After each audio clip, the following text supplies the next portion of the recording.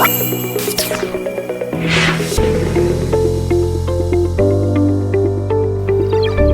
isa ka religyoso, tinatawag kita hindi lang sa pagserbisyo sa mga pader sang simbahan, kundi ginatawag man kita sa pagserbisyo at pagbulig sa tanan. Sa karon nga adlaw, aton pag-aistoryahan ang nanganungod sa first aid essential.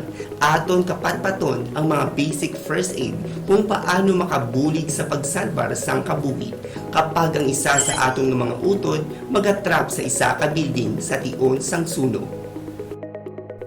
Kung nakakita ka sang sunog, mag-evacuate sa building. Pinduta ang fire alarm.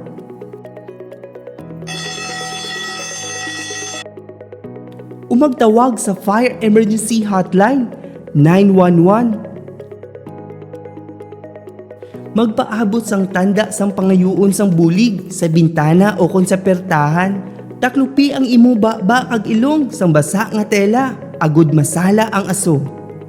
Mangita sang luwas nga lugar nga pwede matiniran, subong sang isa ka hulot nga may serado nga pertahan. Ang Fire Prevention Program ay isa ka set sa mga producers kag practices nga ang gindisenyo sa paglikaw sang sunog o disgrasya sa aton mga lubrahon.